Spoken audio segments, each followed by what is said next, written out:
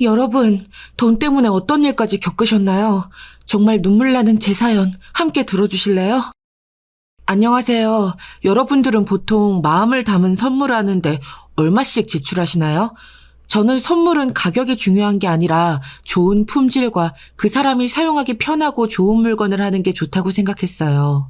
화려하고 예쁜 선물은 누구나 받으면 좋겠지만 부담스럽거나 자주 쓰지 않게 되기도 하고, 또 너무 비싼 선물은 혹시나 무슨 일이 생길까봐, 혹시나 망가지거나 할까봐 정말 특별한 날에만 쓰게 되는 경우가 많잖아요.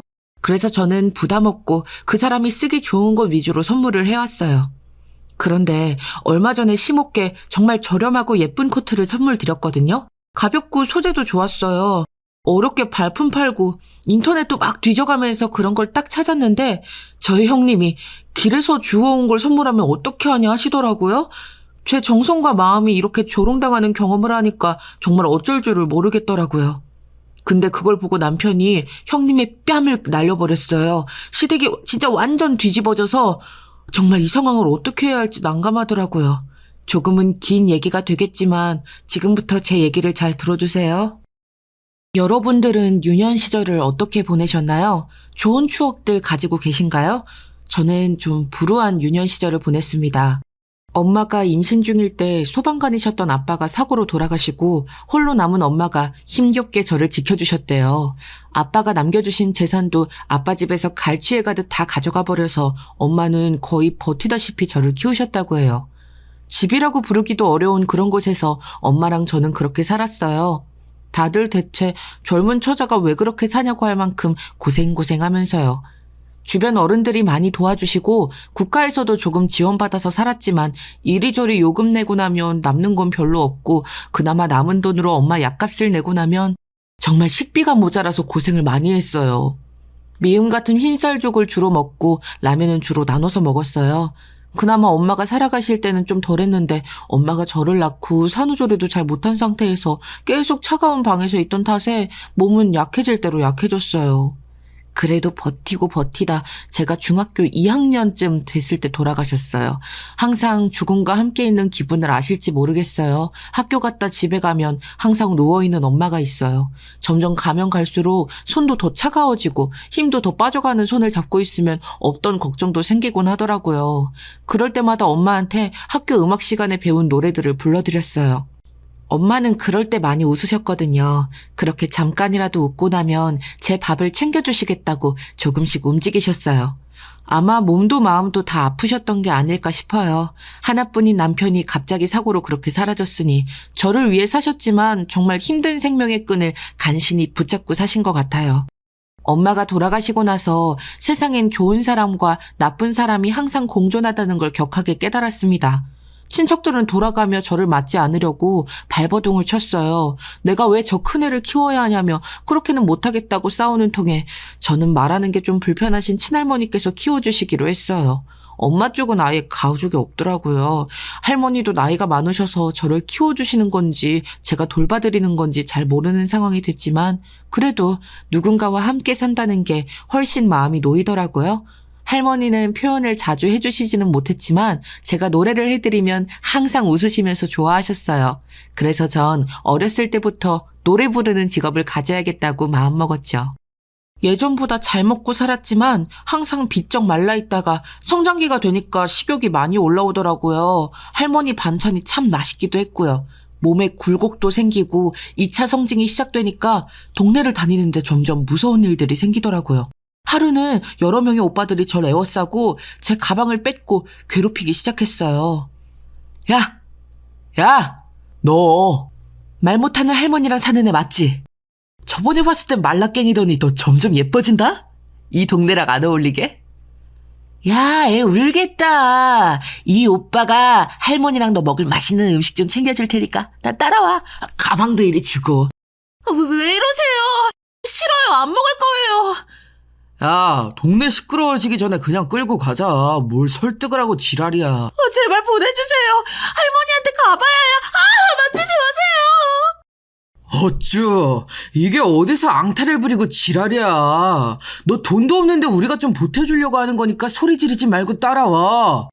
이리저리 좀 만지게 해주면 너랑 너네 할머니 먹을 것 좀 챙겨줄게. 이런 게 위민 아니겠어? 제발 누가 좀 살려주세요. 노래를 많이 불러서 목청이 컸던 탓일까요? 지나가던 남학생이 제 비명을 듣고 어디선가 날라왔어요. 그 오빠가 오자마자 한 명씩 다 자빠져서 정리가 되었어요. 저희가 진술을 잘해서 그 이후에는 동네에서 그 남자들을 볼 수 없었어요. 너무 고마워서 도와준 오빠한테 꾸벅하고 인사를 했어요. 아무 일 없어서 정말 다행이라고 하더라고요. 이 소식을 듣고 급하게 오신 할머니는 아무 소리도 못 내시고 울기만 하셨어요.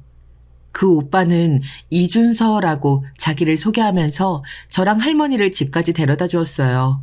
돌아가려는 오빠를 할머니가 집안까지 불러서 밥을 먹고 가라고 챙겨주셨죠. 된장찌개에 나물들에 소박한 반찬이었지만 준서 오빠는 정말 맛있다고 해서 할머니를 웃게 해주더라고요.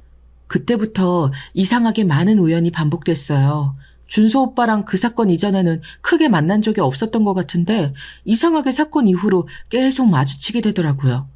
오빠는 볼 일이 있어 지나가다가 너를 만났다. 약속 시간이 돼서 가는 길에 널 만났다. 항상 저런 말들을 했지만 어느 순간부터 오빠가 나 챙겨주고 싶어서 기다렸다는 걸 알겠더라고요. 지나가다 들렀다고 해놓고 한참을 저랑 얘기하거나 놀아주거나 맛있는 걸 챙겨와서 같이 먹곤 했거든요. 살면서 처음으로 얼굴이 볼살이 포동하게 오르기 시작하더라고요. 근데 오빠가 그 볼이 너무 귀엽다고 해줘서 살은 쪘지만 기분은 좋았어요. 누가 관심을 꾸준히 가져주고 저를 그렇게 챙겨줬던 경험이 별로 없었다 보니 어색했지만 너무 따뜻한 느낌이더라고요. 오빠도 아빠가 안 계시고 어머니랑 단 둘이 살고 있다고 했어요. 넉넉하지는 않은 형편이긴 한데 그래도 너희 집보다는 나으니 걱정 말라고 하더라고요. 원래 서로 나누면 기쁜 게 2배가 된다고 하면서 항상 단팥빵을 나눠서 먹기도 하고 라면도 나눠서 끓여 먹기도 하고 그랬어요. 특히 좋았던 건 정말 추운 겨울날이었는데 우리가 다니는 길목에 낡은 자판기에서 코코아 한 잔을 뽑아서 나눠 먹을 때였어요.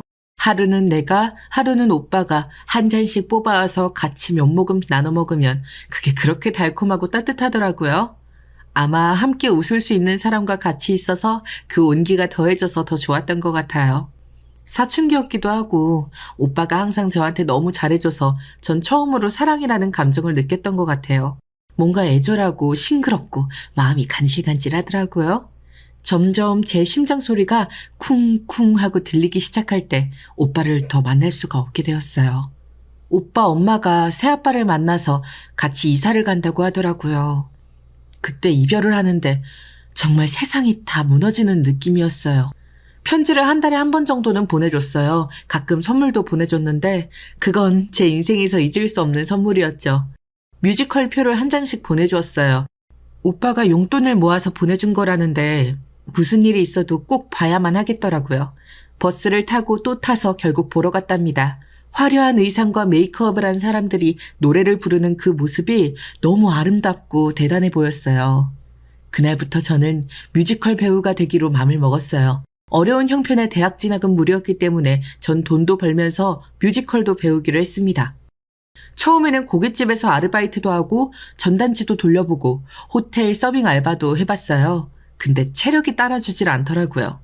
그래서 피팅 모델이나 사진 모델을 하게 되었어요. 나름 성장기 때 쑥쑥 커서 모델하는 데 지장이 없더라고요. 안 그래도 말랐는데 너무 키가 커서 더 볼품없다고 생각했는데 모델하기에는 딱 좋은 체형이라고 하시더라고요.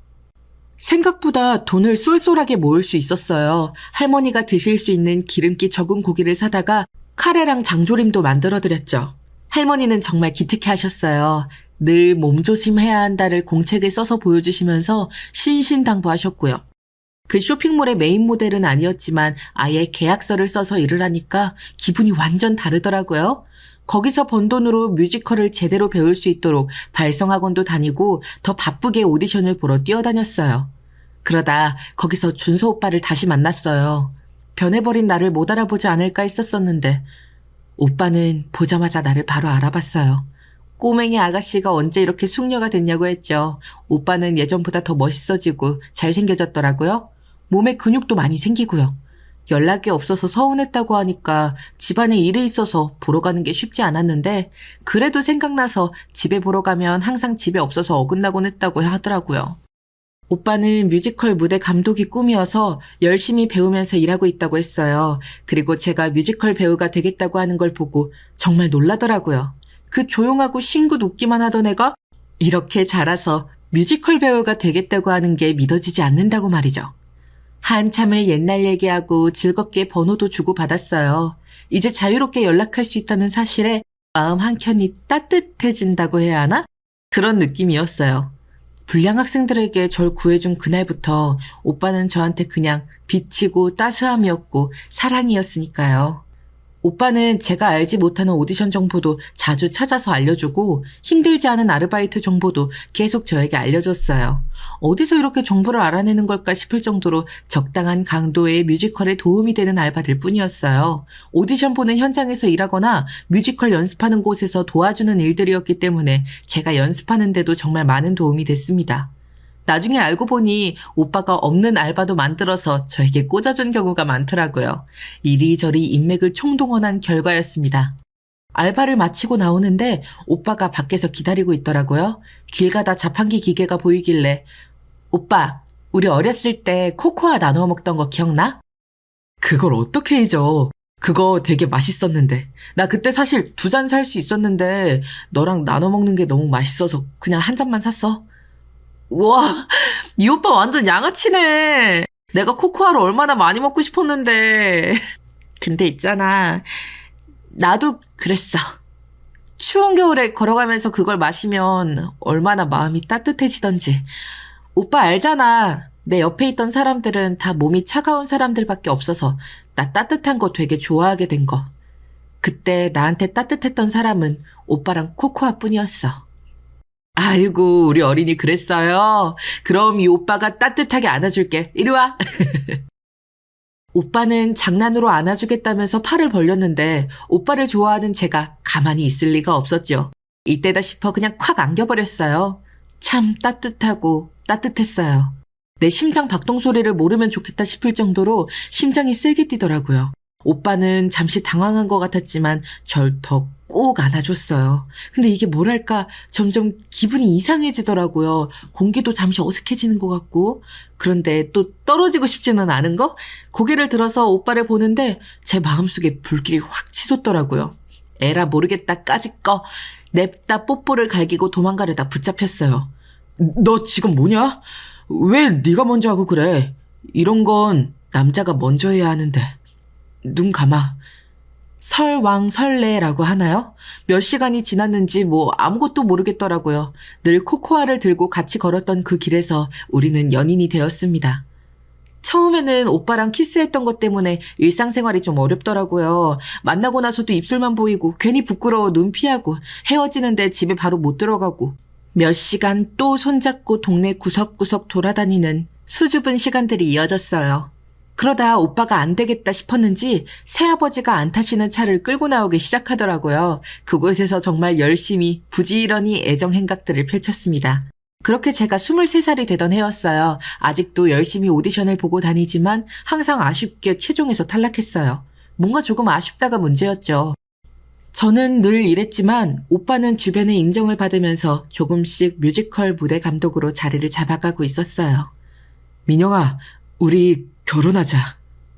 오빠, 나 제대로 이룬 게 아무것도 없어. 오빠는 그렇다고 쳐도 오빠 집에서 나를 별로 안 좋아하실 텐데. 그런 건 아무 상관없어. 중요한 게 아니야. 중요한 건 우리가 함께 할 수 있다는 거야. 나 어렸을 때부터 너를 보면 항상 지켜주고 싶고 챙겨주고 싶은 마음밖에 없었어. 나는 이제 준비됐어. 같이 살자, 우리. 전 어렵게 용기를 내서 오빠네 집에 인사를 드리러 갔습니다.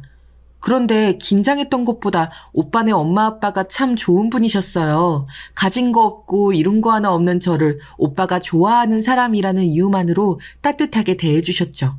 정말 좋은 가족이 될 수 있겠다라는 생각을 했어요. 하지만 영화에도 또 일상에서도 빌런 한 명씩은 꼭 등장하잖아요. 오빠의 이복 형이 바로 그 빌런이었습니다. 오빠랑 가족 이야기를 할 때마다 오빠의 얼굴에 잠깐 어둠이 드리우는 것 같은 느낌을 받았었거든요. 왜 그런지 모르게 슬퍼 보이는 이유를 알겠더라고요. 오빠의 동그랗고 따뜻해 보이는 눈과는 다르게 길게 찢어지고 냉정해 보이는 눈이었습니다. 자주 빈정거리고 말도 툭툭 내뱉더라고요. 자주 그랬었는지 다른 가족들은 크게 신경 쓰지 않으려고 하는 분위기였지만 함께 있으면 있을수록 각자의 사정들이 참 깊을 수도 있겠다는 생각이 들었습니다. 잠깐 화장실에 들어갔는데 형이 한마디 하는 소리가 들리더군요. 왜 저렇게 가진 게 아무것도 없어 보이는 애랑 결혼하려는 거야? 외모는 제법 곱상하긴 한 것 같은데 옷이며 신발이며 가방이며 뭐 하나 제대로 갖춰진 게 없는 애 같은데? 아빠랑 엄마는 진짜 제가 좋아? 애가 착하고 바른 것 같아서 나는 좋아. 무엇보다 같은 업계 종사하니까 네 동생 잘 이해해 줄 것 같고 둘이 아주 어렸을 때부터 서로 잘 챙겨주면서 컸다니까 나는 그게 마음에 들어. 하긴 뭐 엄마도 아빠 인성만 보고 결혼했다고 하셨으니 비슷한 것도 같네요. 시끄럽다. 밥이나 먹자. 약간 상처받긴 했지만 제가 남들보다 형편이 좋지 않은 건 어쩔 수 없는 일이었으니까요. 다 들었지만 전혀 모른 척 행동했습니다. 맨날 저런 식으로 툴툴대는 소리를 하는 형 때문에 착한 오빠가 마음고생을 많이 했을 것 같다는 생각이 들더라고요. 그래서 더 형 앞에서 밝게 얘기하고 잘 챙겨주고 했더니 더 이상 제 앞에서는 그렇게 싫은 티를 내지 않았습니다. 정말 그렇게 악한 사람이거나 하면 어쩌나 했는데 그렇진 않더라고요. 그냥 사랑과 관심이 필요한 애 같은 느낌이랄까요? 아빠와 잘 살고 있다고 생각했는데 갑자기 나타난 새엄마와 그녀의 아들에 대한 시샘이 좀 느껴지는 것 같았습니다. 다행히 제가 살갑게 대하는 걸 싫어하지 않아서 다행이었죠. 집으로 돌아오는 길에 오빠는 물었습니다. 우리 형 많이 곤란했지? 정말 미안하다. 어렸을 때부터 나와 엄마를 받아들이기 많이 힘들어했어. 마음엔 정도 많지만 시기심도 많고 불만이 많아서 나도 어렸을 때 좀 힘들었어. 마음이 힘들 때마다 너한테 편지도 보내고 한 번씩 보러 가기도 했었는데 그때마다 마주치지는 못했지만 그런데 너랑 지금 이렇게 같이 있어서 난 그게 너무 좋아. 이렇게 결혼까지 하게 되니까 꿈꾸고 있는 것 같아. 너는 어때? 아까 보면서 오빠가 많이 힘들었겠다 하는 생각이 저절로 들더라. 그런 오빠한테 내가 힘이 될 수 있으면 나는 그걸로 충분해. 다른 조건 없이 그냥 나라는 사람을 좋아해주는 오빠한테 나는 버팀목도 돼주고 안식처도 돼주고 동료도 돼주고 사랑하는 사람도 돼줄 거야. 오빠는 지금처럼 날 계속 아껴주고 사랑해주면 돼. 다른 건 난 필요하지 않으니까. 정말 고맙다. 고마워. 그렇게 우리는 소박하지만 간소하게 식을 마쳤습니다. 식이라고 해봤자 가족들 모아서 간단히 반지를 주고받고 사진 찍고 식사하는 그런 자리였지만 당사자인 우리 둘은 정말 행복했어요. 대신 결혼 사진은 정말 예쁘게 찍었습니다. 오빠가 잘하는 포토그래퍼가 우리를 모델처럼 찍어주었는데 사진이 너무 예쁘게 나와서 사진관 홍보사진으로 써도 되냐고 하더라고요. 흔쾌히 허락했는데 그게 도리어 저한테 플러스가 될 줄은 몰랐습니다. 여자 모델이 너무 행복해 보인다고 여기저기서 모델 섭외가 들어왔어요. 뮤지컬 배우 지망생이라고 했는데 도리어 모델로 수입이 더 늘어나 버렸죠. 우리가 결혼하고 좋은 일들이 더 생기니까 정말 좋더라고요. 이른 나이에 결혼해서 업계에서 안 좋아할 줄 알았는데 도리어 그게 호재가 되어서 저를 도리어 좋게 봐주시는 분들도 많았고요. 그래도 열심히 뮤지컬 오디션을 보러 다녔습니다. 사진이 인스타그램에서 화제가 되어서 뮤지컬계에서도 여러분들이 알아봐 주셔서 기분이 좋았어요.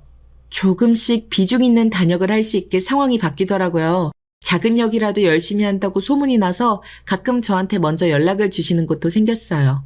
작은 역도 제게 주어지는 게 너무 소중했거든요. 그런데 집안에 경사가 생겼어요. 툴툴이 우리 형님이 결혼을 한다고 하더라고요. 제법 똘똘해 보여서 회계사였던 형님은 잘 사는 집 아가씨와 선을 봐서 결혼하기로 했다더라고요. 저희랑은 다르게 결혼식도 호텔에서 하고 청첩장도 그렇고 다 의리의리했습니다. 나중에 내가 딸을 낳으면 나도 우리 딸이 예쁘고 좋은 장소에서 결혼할 수 있도록 지금 열심히 돈을 모아야겠다는 생각을 했습니다. 오빠 닮은 딸이 하얀 웨딩 드레스를 입고 화려한 조명을 받으며 오빠 손을 잡고 입장하는 생각을 하니까 벌써부터 감격스럽더라고요. 그런데 새로 들어온 형님은 보통 사람이 아니었습니다. 외모와 인성 모두 제가 예상했던 사람이 아니었어요. 찔러도 피 한 방울 안 나올 것 같은 성형 미인에 자존심도 엄청 세서 자기보다 제가 주목받거나 어머님이랑 조금이라도 사이 좋은 꼴을 못 보는 것 같았어요. 저랑 어머니가 같이 웃으면서 음식 준비를 하고 있으니까 아, 어머니, 이런 건 동서한테 맡기시고 저랑 얘기하면서 놀아요. 이러지를 않나. 제가 모델이라는 걸 못마땅하게 얘기하더라고요. 모델이라는 거 좀 그렇지 않아? 많은 사람들 다 지켜보는 데서 옷도 노출 심한 거 입고 좀 천박한 직업인 것 같아. 안 그래, 여보? 직업에 귀천이 없다잖아. 천박할 것까지야. 재수 씻는 데서 왜 그래? 아니, 그냥 그렇잖아요. 시키는 대로 웃고 표정 지어가면서 옷 벗고 힘들게 돈 버는 게 영 고급스러운 직업은 아니잖아요. 동서도 그거 다 알지만 형편상 어쩔 수 없이 하는 거 아니야? 네, 뮤지컬 배우가 꿈인데 생활비 벌 목적으로 모델하고 있어요.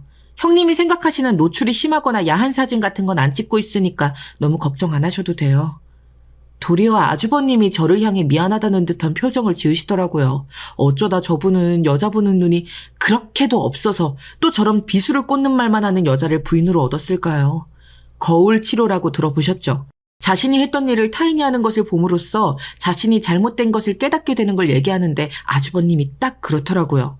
형님의 언행이 지나치면 지나칠수록 아주버님은 점점 더 순하고 언행을 조심하시더라고요. 내가 저렇게 다른 사람들을 상처 입혔구나, 마음의 생채기가 났겠구나 싶으셨나 봐요. 그 이후로는 시부모님들께도 툴툴거리거나 비수도친 말을 하지 않았어요. 다만 같이 있는 자체가 스트레스인지 점점 살이 쭉쭉 빠지시더라고요. 아주버님 결혼식 피로연이었습니다. 갑자기 예정에도 없이 형님이 마이크를 들고 저를 나오라고 하더군요. 저는 너무 당황해서 그 자리에 얼어붙었습니다. 뮤지컬 단역을 전전하는 우리 동서가 어른들을 위해서 노래 한 소절 하면 좋겠다고 갑자기 노래를 시키더라고요. 다들 흥겨운 이 상황에서 무슨 노래를 불러야 할지 갑자기 준비되지 않은 노래에 너무 멍해졌습니다. 하지만 어떤 상황에서도 즐겁게 노래할 수 있어야 그게 뮤지컬 배우인 것 같아서 내가 경로당에 초대받은 밤무대 가수라고 생각하고 노래를 불렀습니다. 흥겹게 트로트도 불러드렸는데 앵콜 요청이 나오는 바람에 옛날 댄스곡도 불러드렸어요. 갑자기 시킨 노래라 정말 열심히 불렀는데 딱 한 명, 우리 형님의 표정이 정말 못마땅하더라고요. 어른들은 다 좋아하셨는데 자기 혼자 불만에 차서 노래가 너무 삼류 같아 죄송하다고 얘기하더군요. 성스럽고 예쁜 결혼식에 이런 결례를 범해서 죄송하다고 하는데 잠시 예식장 내 분위기가 너무 살벌해졌습니다. 어른들은 혀를 끌끌 차기 시작했어요. 아무리 손이 동서라고 해도 저런 말은 너무 심하지 않아요? 남편이 신부를 좀 잘못 고른 것 같네. 와, 살다 저런 신부는 처음 봐요. 자기 결혼식을 자기가 망쳐놓고 남 탓을 하네. 그런 분위기가 불편해서 중간에 고개를 돌리고 일어서서 가시는 분들도 계셨습니다. 그 후에 모든 화풀이는 저에게 돌아오더라고요. 그렇게 센스 없이 노래 불러서 내 결혼식 분위기를 다 망쳐놓으면 어쩌자는 거였습니다. 갑자기 노래를 시켜서 생각나는 노래들이 별로 없었어요. 폐를 끼쳤다면 죄송합니다. 다음부터는 노래 시키지 말아주세요. 그런데 어른들 나이에 맞춰서 부는 선곡인데 제 노래가 삼류라고 하신 말씀은 좀 심하신 것 같아요. 그런 말들 때문에 몇몇 분들은 불편해서 나가신 거고요. 이런 상황이 황당해서 먼저 일어서서 나왔답니다. 싸움을 더 키우고 싶지도 않았고요. 남편은 미안하다며 저를 꼭 안아줬어요. 갑자기 일어난 상황에 머리가 새하얘져서 뭐부터 어떻게 해야 할지 감이 오지를 않았다고 하더라고요. 일가 친척이 다 보는 자리에서 이제 막 결혼하는 형님의 부인을 뭐라고 하려니 정말 고민이 됐었대요. 그래도 제가 무조건 잘못했다고 하지 않고 형수가 뭘 잘못했는지 얘기한 게 참 자랑스럽고 마음이 든든해졌다고 하더라고요. 아, 이제 우리 부인이 어디 가서 서러움 당하고 억울하게 말도 못하고 살진 않겠구나 하는 생각이 들었다는 거죠. 결혼식 사건 이후로 한동안 형님을 보지 않았습니다. 마주쳐도 더 할 말도 없었고요. 시어머니를 만났는데 제가 마음 다쳤을까봐 걱정을 많이 하신 모양이었습니다. 말도 정말 어렵게 떼시더라고요. 그 상황에서 아무렇지 않게 노래도 부르고 어른들 웃겨드리려고 노래 불러준 제가 참 고마웠다고 하시더라고요. 그 말만 들어도 정말 위안이 많이 됐습니다. 그런데 세상에 몇 주 후에 가족들이 다 함께 모인 자리에서 더 시끄러운 일이 생겼습니다. 사람은 사회적 동물인데 얼마나 주변에서 쓴소리 해주는 사람이 없이 자랐으면 저런 말을 저렇게 쉽게 할까 하는 생각이 드는 행동이었습니다. 다 같이 저녁을 먹고 과일을 깎아내 가려던 중이었습니다. 제가 깎은 과일들을 보고 시어머니가 참 예쁘고 반듯하게 깎았다며 칭찬을 하셨습니다. 형님은 그마저도 시샘이 나셨는지 쿠킹 클래스 가서 제대로 배워야 할 것 같은데 어머니? 뭐 깨끗하게 깎은 거 말고는 특별하게 예쁘지도 않은 것 같아요. 과일이야 뭐 먹기 편하게 깨끗하게만 깎으면 되지 않겠니?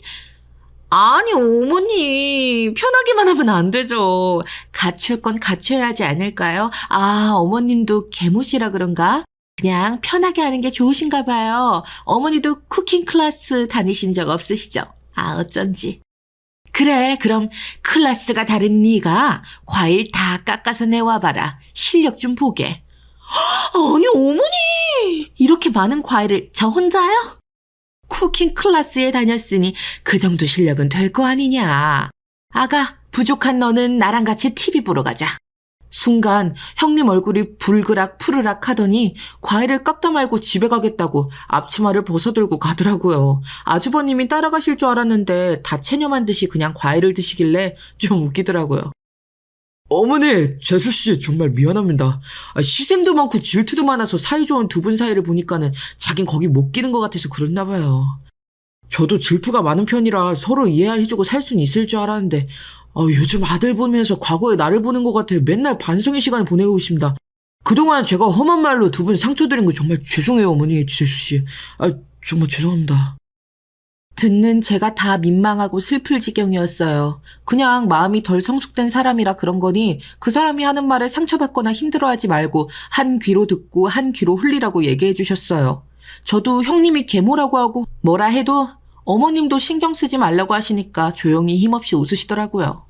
그 다음 가족 모임은 제가 모델 일을 한다고 화장을 하고 선물로 받은 옷도 챙겨 입고 간 상태였습니다. 다른 사람들은 옷이 참 잘 어울린다고 하고 어떻게 그렇게 군살 하나 없냐고 이쁘다 해주셨는데 형님은 또 모든 시선과 관심이 저한테 몰리니까 이제 또 슬슬 화가 나기 시작하는 것 같더라고요. 평소에 제대로 걸칠 옷이 없나 봐. 협찬받은 옷이라고 그걸 그대로 넙죽 받아서 입고 온 걸 보면? 네, 요즘 옷이 많이 비싸서요. 아껴서 모아야죠. 애기도 가져야 하니까요. 아니, 애는 나같이 여유 있는 사람이 가지는 거지. 자기는 지금 아무 커리어도 이뤄놓은 것도 없고 가진 건 몸뚱이 하나인데 애 낳으면 몸도 다 망가져서 그나마 하던 모델 일도 못하게 될 텐데 괜찮겠어? 저희 아이 문제는 저희가 결정할 테니까 형수님은 걱정 안 하셔도 됩니다. 돈이 부족하면 제가 노가다라도 띄워서 키우면 되니까요. 그리고 요즘은 산후조리 잘하면 그렇게 몸 많이 망가지지 않는다고 해요. 우리 민영이는 늘 뭐든 잘했어요. 저랑 남편이 눈을 마주치고 웃으니까 형님의 분노 게이지가 더 올라가는 소리가 막 들리는 것 같더라고요. 뭔가 속으로 너희들 두고 봐라 하고 칼을 가는 느낌이었어요. 그 다음날 가족 모임에서는 또 제가 오디션을 봐도 계속 제대로 된 배역을 못 맡는 거에 대해서 계속 할퀴시더라고요. 그건 좀 울컥하고 서러웠지만 그 얘기를 듣고 있는 중에 휴대폰으로 문자가 왔어요. 기대하지 않았던 배역인데 합격했다는 문자가 온 거였어요. 믿기지가 않아서 남편을 먼저 보여줬는데 관계자 번호가 맞다고 자기에게도 저장된 번호라고 하더라고요.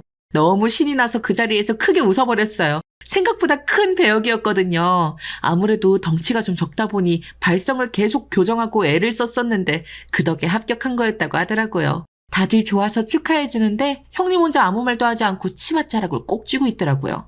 그때는 사실 아무 생각도 없이 무작정 좋아하기만 했지만 나중에 생각해보니 형님이 제가 한 모든 행동을 오해할 수도 있었겠다 싶은 거예요.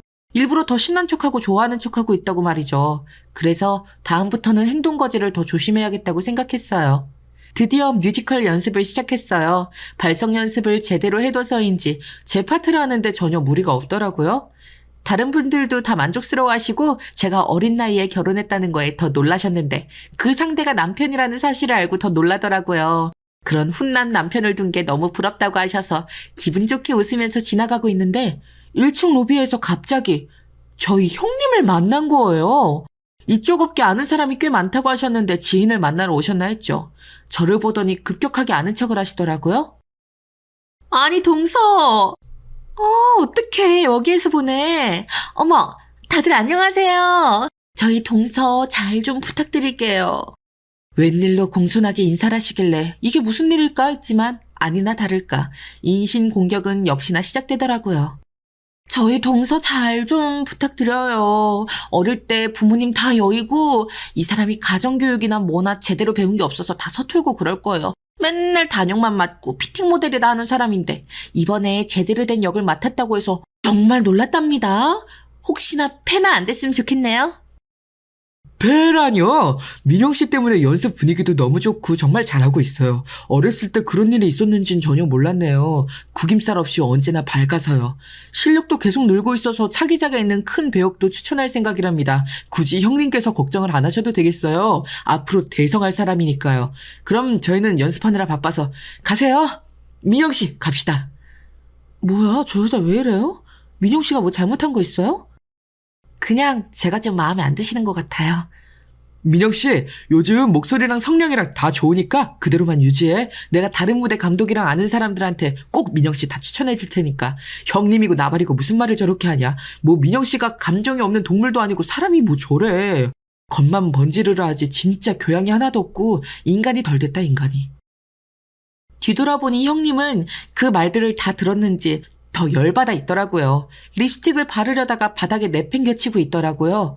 가끔 무서운 생각까지 들더라고요. 나한테 안 던져서 다행이다 뭐 이런 생각?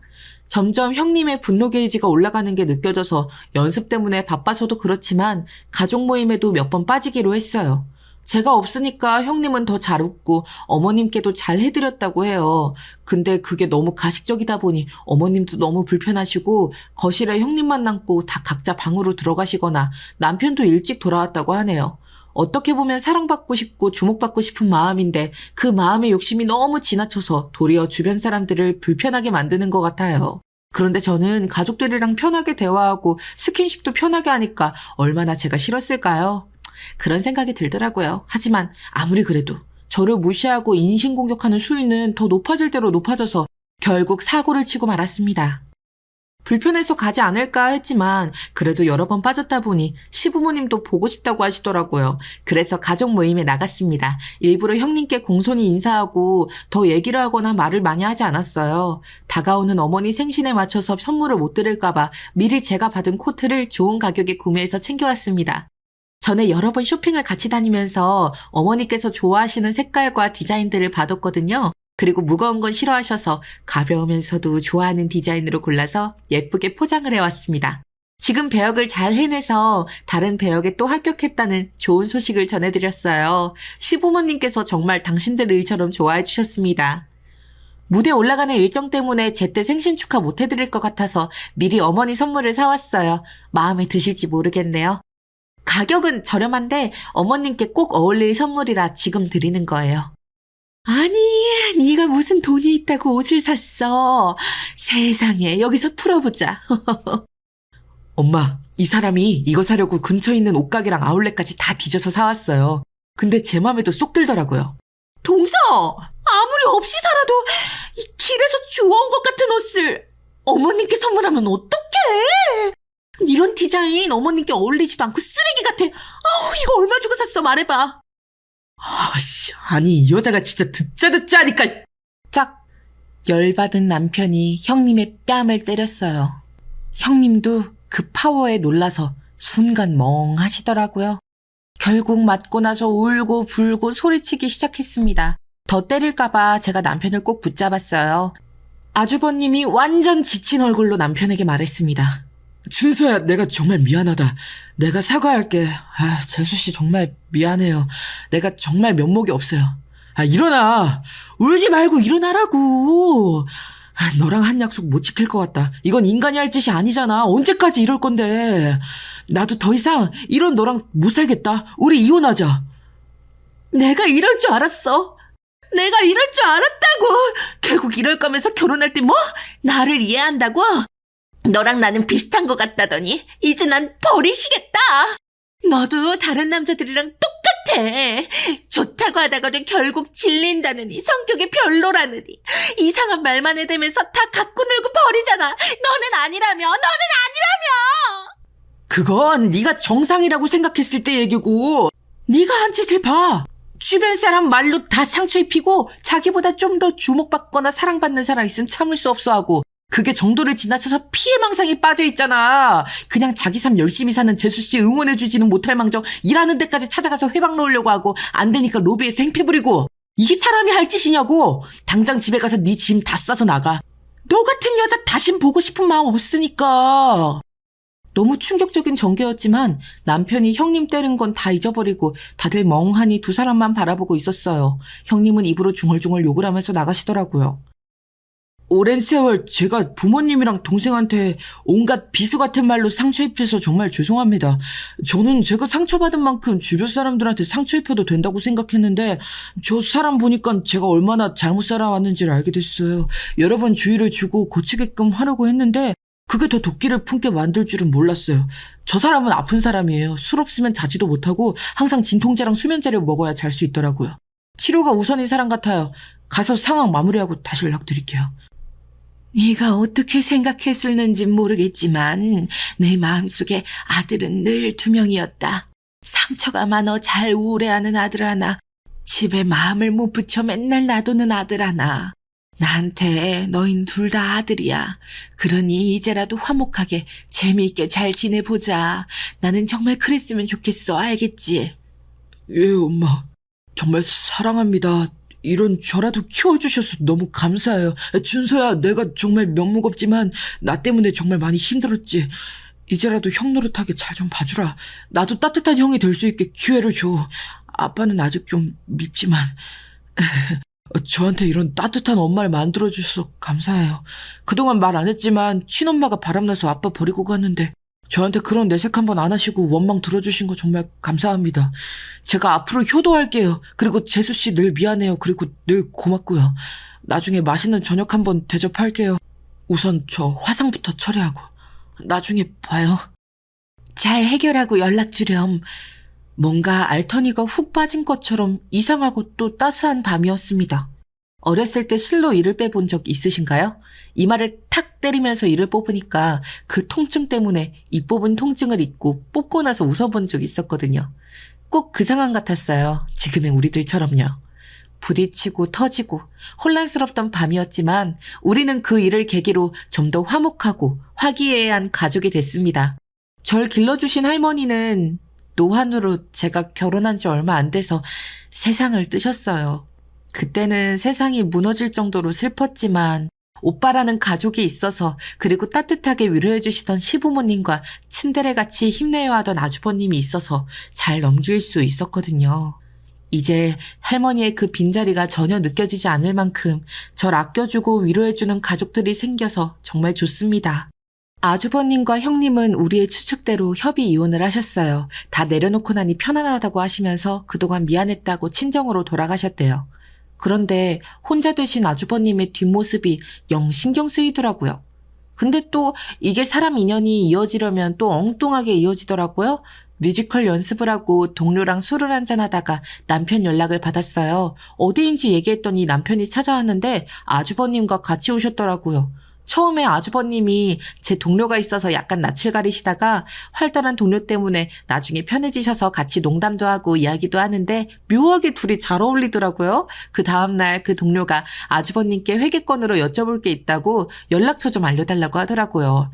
뭔지 느낌이 왔지만 더 물어보지 않고 아주 친절하게 연락처를 알려줬어요. 나중에 은근슬쩍 다른 사람 소개시켜줄까 물어보니까 이미 만나고 있는 사람이 있다고 하더라고요.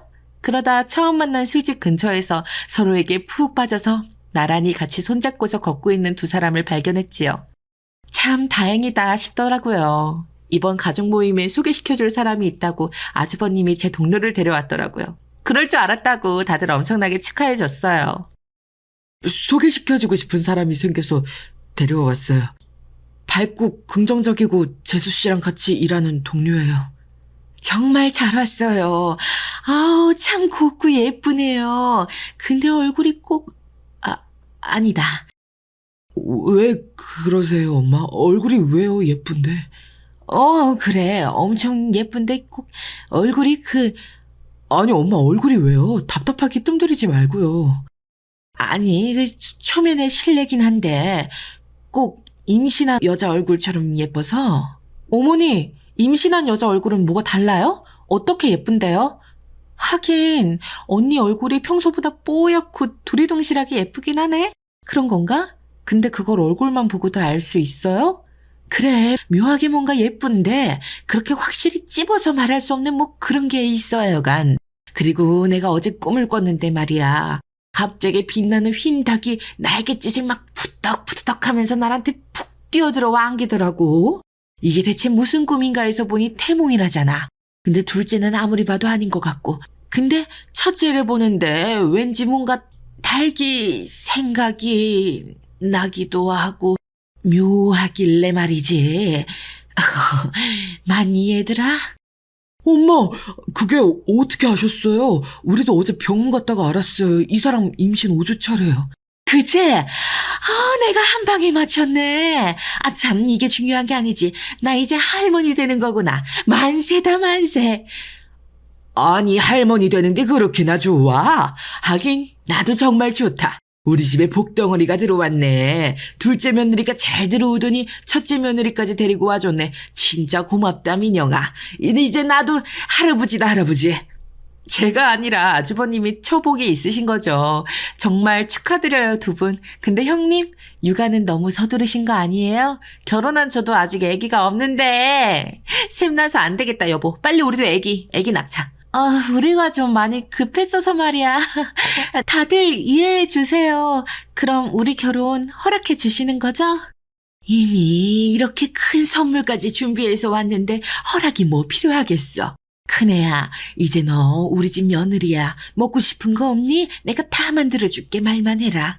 아, 다들 진정 좀 해. 정신이 하나도 없어. 아니, 형 얌전한 척 하더니 애부터 만들어 오고 말이야. 그래서 결혼식은 언제 할 건데 배불러 오기 전에 해야 하지 않아요? 다들 진정하세요. 제가 좀 알아봤는데 다음 주 금요일에만 예약이 비어있다고 해서 그날 하려고요. 다들 일동 네를 외쳤습니다. 이 커플은 뭐가 그렇게 급한지 뭐든 초고속으로 다 해치우더라고요. 혼자여서 외로워 보이는 아주버님은 이제 생각도 나질 않더라고요. 아끼는 이 가정에 드디어 완전한 웃음꽃이 피었어요. 동료들 중에서도 정말 성격 좋고 털털한 매력의 소유자인 언니랑 아주버님이 연결될 줄은 몰랐는데 아주버님도 솔직하고 애교도 있으면서 털털한 언니한테 한번 빠져서는 일에 집중을 못하실 정도였대요. 연락은 언니가 먼저 했지만 고백과 프로포즈는 아주버님이 먼저 박력 있게 하셔서 언니가 2번 반했다고 하더라고요. 아주 이성적이고 냉정해 보이는 외모인데 사랑에 빠지고 나서 아주버님이 너무 열정적이셔서 정말 놀랐다고 하더라고요. 항상 채워지지 않는 마음이 허전해하는 언니였는데 도리어 열정적인 아주버님을 만나서 하루하루가 정말 행복하다고 하더라고요. 언니는 정말 재주꾼이어서 노래나 춤은 물론이고 요리에 집안 청소의 달인이라 항상 아주버님이 정말 행복하다고 하시더라고요. 아주버님 꿈이었대요. 요리 잘하는 여자를 만나는 게요. 그래서 그런지 요즘 얼굴이 진짜 동글동글 하시더라고요. 맨날 툴툴거리는 말투에 화가 난 얼굴이었는데 요즘은 얼굴이 찐만두 같으세요. 하얗고 통통하게 잘 쪄진 찐만두요. 전화위복이라는 말이 생각나더라고요. 안 좋은 일을 겪고 나서 도리어 더 좋아질 수 있는 것처럼 사람 사는 게 참 그래요. 울다가도 웃을 일이 생기고 또 웃다 보면 힘든 일이 있어도 또 금방 지나가기도 하고요. 어머님은 지금도 제가 사준 코트가 정말 마음에 든다고 자주 입고 외출하시곤 합니다. 다 헤어지기 전에 빨리 더 좋은 코트를 사드리려고요. 더 가볍고 따뜻한 코트를 찾는 저의 여정은 계속될 것 같아요. 남편도 맨날 저랑 코트 보러 다니다가 코트 전문가가 된 것 같다고 얘기해서 한참을 웃었네요. 여보, 이건 폴리에스테르 소재가 00%라서 안 되겠어. 옆에서 듣던 점원의 놀란 얼굴을 여러분들이 보셔야 하는데 아쉬워요. 점점 저도 이름이 알려져서 오디션을 더 이상 보지 않아도 캐스팅되는 뮤지컬 배우가 됐어요. 남편은 실력 좋은 무대 감독이 됐고요. 궁핍했던 제 어린 시절 덕분에 지금 저는 제가 가끔 너무 호강하는 게 아닌가 하며 늘 감사하며 살고 있어요. 하루 한 끼도 해결하기 어려웠던 제가 지금은 꿈을 위해서 하루하루 열심히 노력하며 보내고 있으니까요. 진짜 가족도 진짜 사랑도 다 얻은 저는 늘 감사하는 마음으로 하루하루를 살아가고 있답니다. 여러분들도 늘 행복하셨으면 좋겠어요.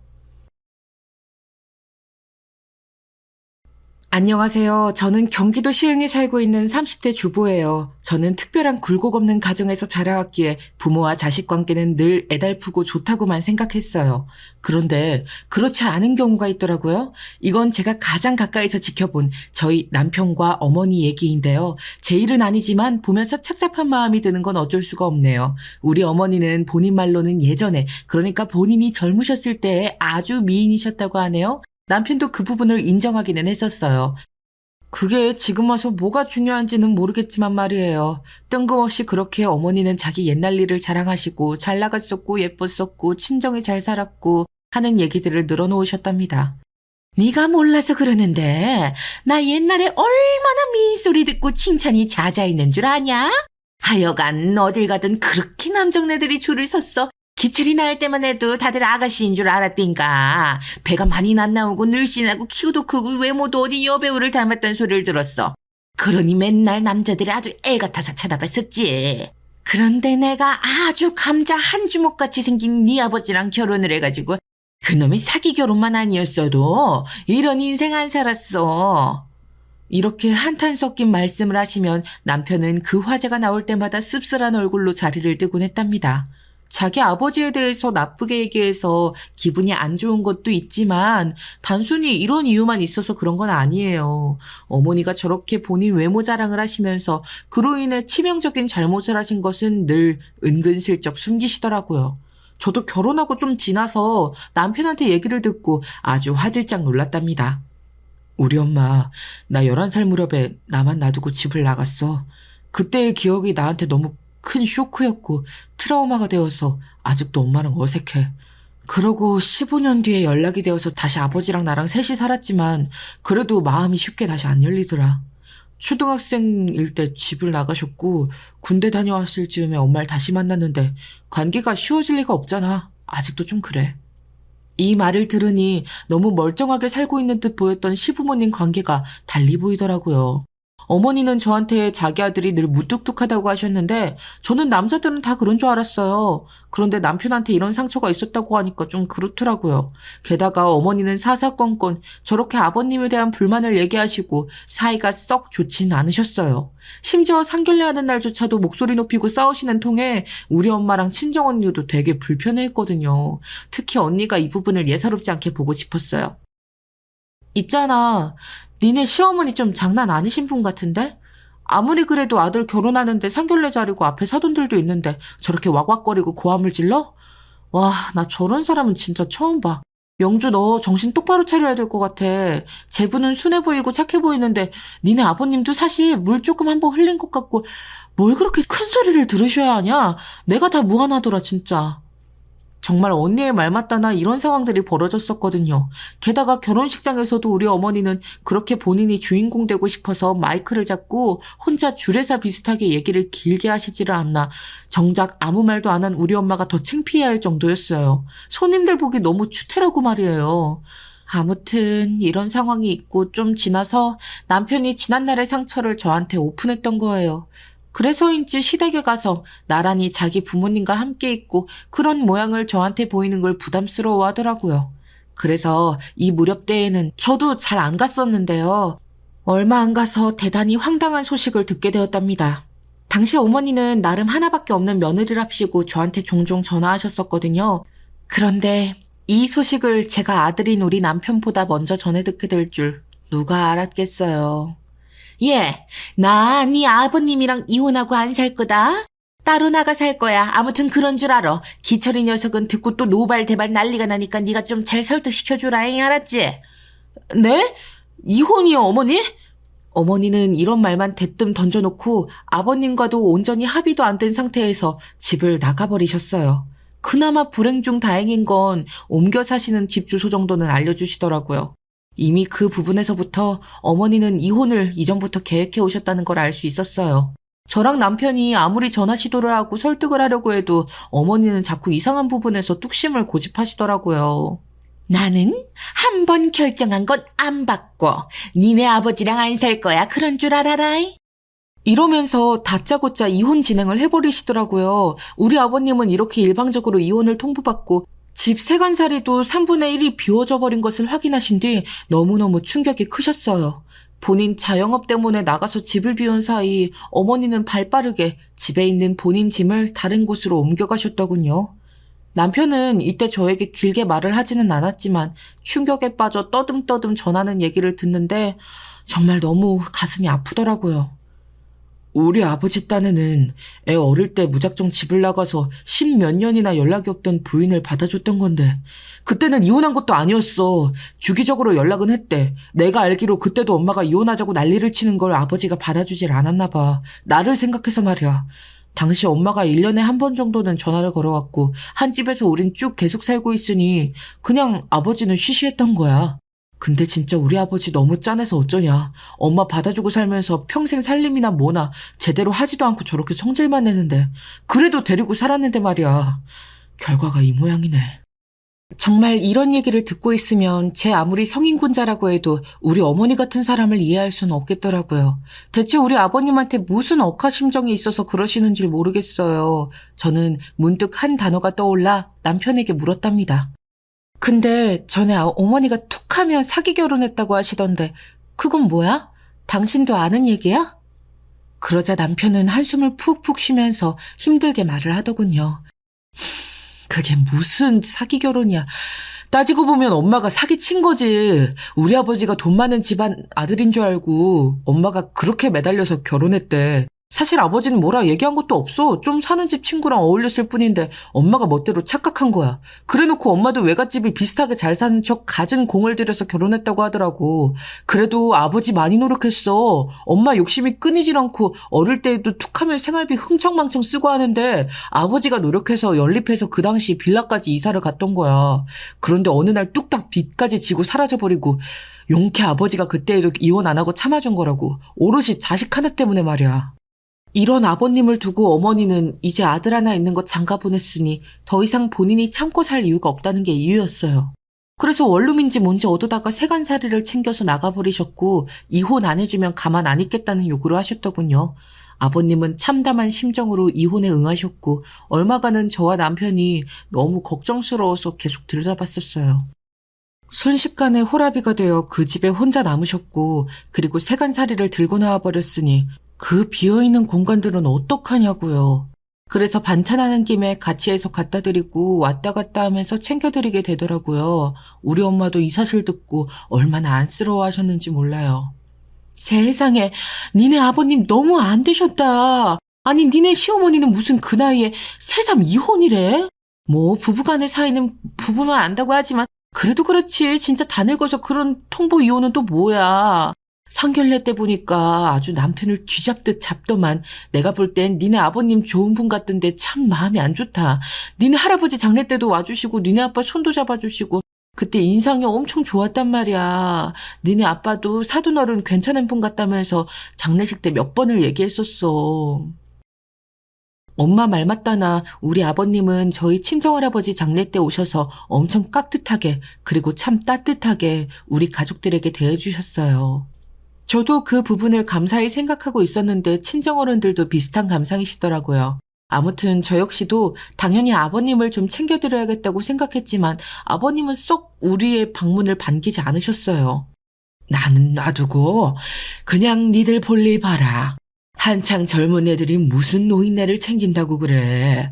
니들 하고 싶은 거 하고 나한테는 내가 부르면 그때 나와. 냉장고에 아직도 저번에 갖다 준 반찬을 안 먹어서 남아있다. 자꾸 왔다 갔다 하는 거 부담 싫어. 오지 마라. 이렇게 딱 잘라서 말씀을 하시는데 막상 그러시면서도 저희가 가면 은근 말씀이 많아지세요. 뭐 저희가 와서 좋다 이렇다 말씀은 아니고요. 뉴스를 봤는데 무슨 일이 있었다거나 오는데 뭐가 어쩌고 그랬고 집 앞에 무슨 꽃이 피었다는 둥 자잘한 말씀들을 하시더라고요. 그런 걸 보면 진짜로 우리가 오는 게 싫으셨던 건 아닌 것 같아요. 남편도 그렇게 느끼더라고요.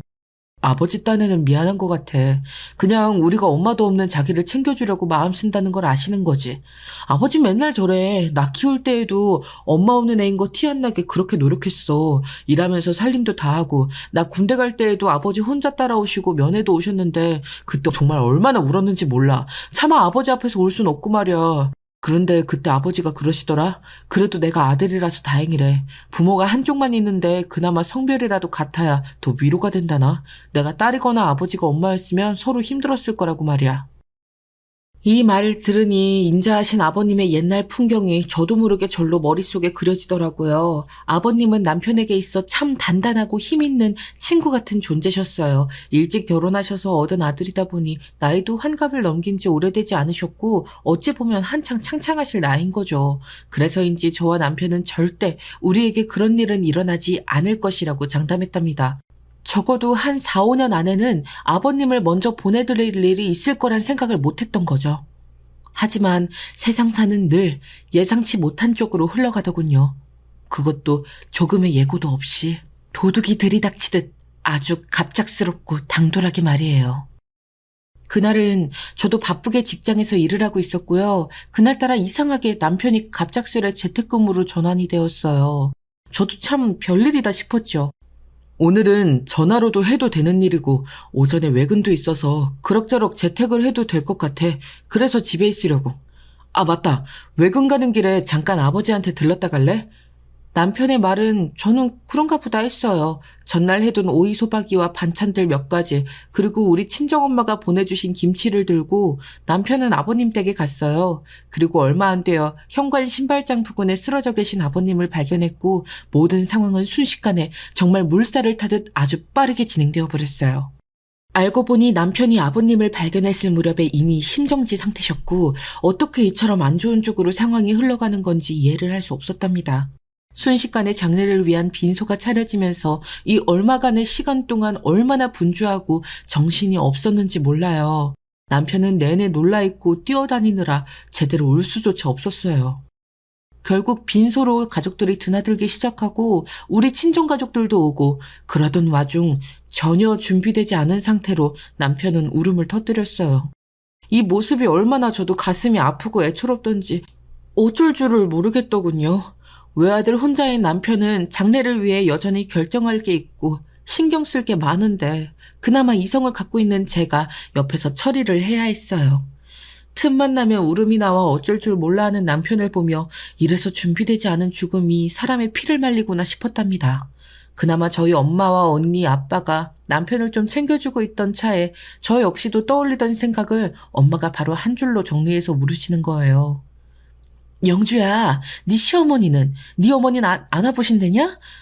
저기 엄마 아직까지 연락이 없으셔. 내가 문자는 보내놨거든. 근데 연락이 없으시네. 그러자 엄마는 순식간에 입이 딱 벌어져서는 저만치 떨어져 있는 우리 남편을 보고 겨우 말을 아끼고 참으시더라고요. 그러면서 제 귀에 아주 재빠르게 속삭였어요. 야, 이게 뭔 일이냐 대체. 암만 그래도 남편이잖아. 아니 남편이었잖아. 같이 산 시간이 얼만데 최근에 이혼했고 그전엔 남편이었던 거잖아. 적어도 한 번은 와봐야지. 일생의 원수라도 이러진 않겠다. 한서방 너무 불쌍해서 어쩌냐 진짜. 그러면서도 엄마도 말미에는 너무 안 되고 눈물이 나는지 눈가 주변이 벌개지시더라고요. 결국 어쩔 수 없이 저도 몰래 나가 어머니께 전화를 한참 걸었고 한 4통째 걸어서야 받아주시더군요. 제가 사정사정하고 제발 좀 와주시라고 하도 빌고 비는 통에 아주 느지막이 갑작스럽게 오셨어요. 남편은 제가 설득해서 오신 사실은 모르고 그냥 여러모로 슬픔에 차 있더라고요. 어머니는 아주 떨떠름한 표정으로 있다가 가셨고 제 머릿속은 너무 복잡해졌어요. 어쩜 저렇게 사람이 차갑고 정이 없을 수 있을까? 대체 어떻게 아버님 같은 분과 인연이 되셨던 걸까? 새삼 생각을 해보게 되더라고요. 나중에 장례를 다 치르고 정리를 하는 와중에 남편은 어머니가 다녀가신 것에 대해 별말이 없었어요. 그러니 저도 이렇게 어머니와의 연결고리도 점점 흐려지고 멀어지겠구나 싶었고요. 그런데 얼마 안 가서 또다시 저를 충격에 빠지게 하는 폭탄 발언이 기다리고 있었어요. 물론 이 말을 한 당사자는 또 어머니였답니다. 그렇게 제가 전화를 걸고 애타게 찾고 제발 이혼을 멈춰달라 혹은 아버님 장례에 와달라고 안달할 때는 듣지도 않던 분이셨는데 갑자기 자기 필요에 따라 저에게 불쑥 전화를 해오신 거예요. 그것도 이런 내용으로 말이죠. 예, 나 혼자 살기 너무 무서워서 그래. 니들이랑 같이 사는 걸 생각해보는데 너는 어떠냐? 희철이는 네가 좀 설득해주고 아마 잘 얘기하면 그러자고 할 거야. 나 여기 혼자 사는데 별의별 아저씨들이 득실거리고 너무 불안해. 그러니까 너가 얘기 좀 잘 해봐라. 어머니는 이렇게 대뜸 지금 어디 계시는지도 대략적인 동네만 알 뿐인데 본인 거주지에 대한 어려움을 호소하시는 거예요. 그러면서 같이 살자고 하시는데 당연히 전 안 내켰어요. 그런데 아마 이때부터 제가 어머니가 좀 싫어졌던 것 같아요. 아니, 갑작스럽게 자식네 부부랑 살아야겠다며 이유를 이상하게 대시더라고요. 봐라, 네 아버님도 이렇게 갈 줄 누가 알았냐? 갑자기 저렇게 혼자 노인들은 가기도 하는 거야. 뭐 노인네라고 부를 나이도 아니었지만 말이야. 하여간 우리 또래 사람들은 혼자 살게 두면 안 돼. 나도 갑자기 혼자 있다가 가버리면 누가 나를 와서 거둬가냐. 나중에 불효했다고 후회하지 말고 그냥 일찍이 살림 합쳐서 같이 살다가 갈 사람은 가고 살 사람은 사는 거. 시간 길게 끌지 말고 당장 오늘 기철이한테 물어봐라. 나 얼른 여기 집 정리할 테니까. 이 말에 저는 너무 당황스러웠어요. 아버님이 그렇게 가시게 된 상황에 대해 솔직히 저는 어머니한테 일말의 책임이 있다고 생각하거든요. 아버님이 지병이 있으시기도 했지만 너무 큰 스트레스와 마음의 병으로 더 악화되신 것 같았어요. 그렇게 일찍 가실 상황이 아니었는데 말이에요. 그런데 어머니는 아버님의 죽음에 대해 딱히 전혀 슬픔이나 이런 것도 없고 그걸 갖다가 본인의 노후를 편하게 할 용도로 예를 들어 말하고 계시잖아요. 저는 너무 어이가 없었고 남편한테 말하면 당연히 거절할 거라 생각했어요. 이 거절 의사를 어떻게 현명하게 잘 전해야 하나 골치 아프던 중 남편은 전혀 예상 외의 답을 하는 거예요. 그래, 엄마 오시라고 해. 길겐 나도 모르겠고 얼마간은 그렇게 하는 게 맞을 것 같아. 저는 이때 너무 놀라서 말이 시원스레 나오질 않았어요. 어머니 모시자고? 이처럼 조심스럽게 물었는데 돌아오는 남편의 답을 들으니 달리 반격을 못하겠더라고요. 사실 말이야, 나 지금 마음 안정이 잘 안 돼. 아버지 그렇게 보내놓고 너무 마음이 힘들어. 장례 때 그렇게 많이 울었는데 아직도 다 못 토해놨나 봐. 왜 이렇게 가슴이 답답하고 무거운지. 나한테 있어서 아버지랑 엄마는 비할 바가 아니지만 당분간은 그래. 엄마 말대로 그렇게 하는 게 낫지 않을까? 아버지를 보내고 마음이 안정이 안 되는데 엄마까지 뭐가 시끄러워지면 나 진짜 견디기 힘들 것 같아. 당신 많이 힘들고 쉽지 않겠지만 조금만 봐주라. 그러면 안 될까? 이렇게 말하는 남편을 보며 저도 대책이 달리 없었어요. 그냥 크게 뭐라 하지 못하고 받아들이게 되었답니다. 그리하여 우리는 살림을 합쳐 어머니와 함께 살게 되었고요. 우리 부부가 쓰는 안방 말고 노는 방이 하나 있어서 그쪽을 드렸어요. 그런데 어머니는 그 방을 드린 게 마음에 안 드셨나 봐요. 정말 옛말 틀린 거 하나도 없어. 버릴 데가 단 한 군데도 없다니까 노인네 거슬리니까 뒷방에 가두는 거 아니야, 어? 아이고, 영주 표정 봐라. 뭘 다광하고 그래, 농담인데.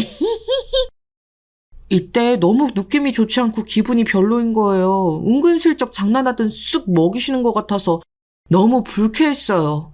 우리 친정가족들은 무슨 시어머니랑 살림을 합치냐며 당황스러워했고 저도 더 길게 사정을 얘기하긴 불편해서 그냥 입을 닫았답니다.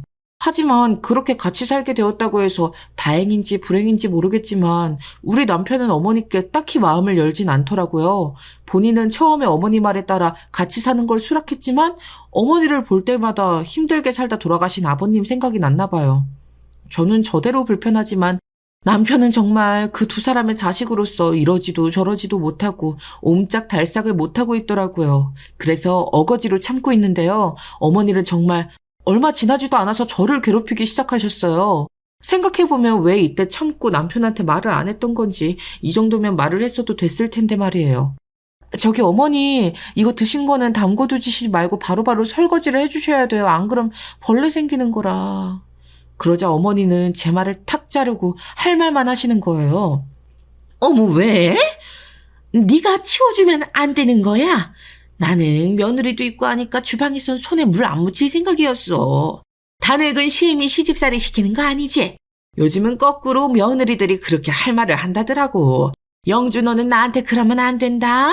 그거 먹은 거 뭐 얼마나 먹었다고 그렇게 화가 나 있어. 어머니의 이런 말은 안 그래도 좀 예민해진 저를 기분 나쁘게 만들었어요. 당시 저는 임신 중이었는데 냉장고 하나하나 손대고 하기 너무 피곤했거든요. 주방 살림도 다 제가 정리해두고 힘겹게 출근길에 올랐고 그러다가 몸이 너무 힘들어 일찍 조퇴하고 집에 왔는데 쉴 수가 없는 거예요. 어머니가 아무렇게나 꺼내 먹은 반찬들이 냉기가 전부 빠진 상태로 미지근하게 식탁 위에 있었고 밥과 국그릇, 식기류들은 왜 그렇게 많이 꺼내다 쓰셨는지 전부 설거지통에 대충 담겨져 있었어요. 기껏 깨끗하게 치우고 나온 주방에 대한 보람도 없이 안 그래도 속 메스껍고 불편한데 너무 화가 나더라고요. 그래서 이 부분에 대해서 저는 말을 더 길게 이었지만 어머니는 정말 아나무인격으로 받아치더라고요. 결국 모든 게 답답하고 역하게 느껴졌던 저는 집에 있지 않고 친정으로 가버렸어요. 엄마는 뭐 때문에 왔냐고 캐물으시는데 제가 자세히 말 안 해도 이유를 짐작하시더라고요. 너 네 시어머니 때문에 여기 온 거지? 아니 임산부 며느리가 있는데 집에 아주 또아리를 틀고 앉아서 부려먹으려고 작정을 했나 진짜. 어디 엄마가 좀 나서줘? 그래서 제가 아니라고 말렸고 엄마 집에서 엄마 밥을 먹고 좀 잔 다음 저녁 늦게 집으로 돌아왔어요. 그런데 어머니가 그런 저를 붙잡고 집에서 마구 짜증을 내시는 거예요. 이날따라 남편도 늦어서 집에 없었는데 말이에요. 예, 너는 아까 말도 없이 나가버리더니 이제 오면 어떡해? 나 배고파 죽는 줄 알았잖아. 아니 너 말이야 내가 안 치워놨다고 골탕 먹으려고 그런 거 아니지? 여태 쫄쫄 굶었어 내가. 뭐 먹을 게 있어야지. 빨리 밥 차려라 얼른. 진짜 지금 그릇도 씹어먹을 판이야. 와, 저는 이때 겨우 집에 들어와서 얼른 씻고 어머니랑 안 마주치고 자버릴 생각이었어요. 그런데 저보고 밥을 차리라뇨. 여전히 안 치워진 식탁 위와 싱크대는 비로소 벌레들이 날아들었고 거실은 완전히 어머니가 다 차지하셔서 남편이 사둔 과자들도 다 까먹고 계셨어요. 그런데 그놈의 밥을 못 먹었다면서 봉지랑 음료수 다 뜯어 드시곤 밤 10시가 다 되어 차리라는 거예요. 저는 너무 화가 나서 못하겠다고 했어요. 생각해보면 저 역시 어지간히 호르몬 변화로 힘들었던 것 같아요. 일일이 이런 걸로 따지고 싸우는 성격이 아니거든요. 어머니, 저 못해요. 너무 힘들고 지금 구역질이 날 것 같아요. 먼저 쉬겠습니다. 그리고 저는 안방문을 닫았고 뒤에서 뭐라 쭝얼거리는 소리가 짜증나서 잠그어 버렸어요. 그런데 어머니는 이게 그렇게 꼴사납고 못 견디게 싫으셨나 봐요. 완전히 기진맥진해서 자버린 제가 그 다음날 아침에 일어나 보니 어머니는 눈을 부랴리며 소파에 앉아 계시는 거예요. 제가 문을 잠그고 자버린 탓에 밖에서 잠들었던 남편도 난감하게 서 있었고요. 야, 너 아주 안방마님이라 이거냐? 시애미가 밖에서 쫄쫄 굶어 죽게 생겼는데 문 잠그고 안방에 들어앉아서 안 나오고 귀 막고 입 막는 거 봐라. 아주 보통 요망한 게 아니야 진짜. 뭐 느끼는 거 없어 너? 이런 상황까지 치다르니 저는 너무 화가 치밀었고 밥 먹고 출근해야 하는데 주방 쪽을 보니 치워져 있긴 하더라고요. 보니까 그것도 남편이 치운 거였고 남편도 이때 피곤했는지 이러는 거예요. 에구 여보 왜 문을 잠궜어? 나도 안방 못 들어갔네. 일단 내가 어제 새벽에 와서 다 치웠어. 밥 먹자 우리. 그러는데 저는 순간 울컥해서 소리를 질렀어요. 지금 나보고 차리라는 거야? 나 몸 무겁고 움직이기 힘들어. 차려 먹을 거면 당신이 해. 그러고 저는 빠르게 옷을 갈아입고는 가방을 들고 쯧쯧거리며 계속 제 뒤에 요글요글 해대는 어머니를 뒤로 한 채 나가버렸어요. 곧장 남편이 쫓아와서 태워준다 했지만 거절하고 나와버렸고요. 하지만 어머니는 제가 회사에 와 있는 동안에도 전화를 해서 피곤하게 만드시는 거예요. 자기한테 싸움을 거는 거냐, 기분 나쁘다, 사과 받아야겠다, 임신한 게 아주 유세다 하면서 말이죠. 너무 짜증이 났지만 기왕 어머니랑 얼마간 살기로 했으니 적당히 무시하려고 하는데 사사건건 정말 계속 부딪히는 거예요. 본인이 할 수 있는 것도 저한테 심부름거리로 주고 임신해서 힘든 며느리에게 어머니는 앓는 소리 하지 말라면서 자꾸 뭔가를 시켜댔어요. 그리하여 저는 큰 결심을 했고 이 상황이 계속되고 남편이 나를 지켜주지 않는다면 정면으로 부딪히겠다고 마음먹었답니다. 결국 어머니랑 대놓고 싸운 거죠. 제가 선을 정해두고 이런 선 이상으로 넘어오지 마셔라 하고 통보했어요.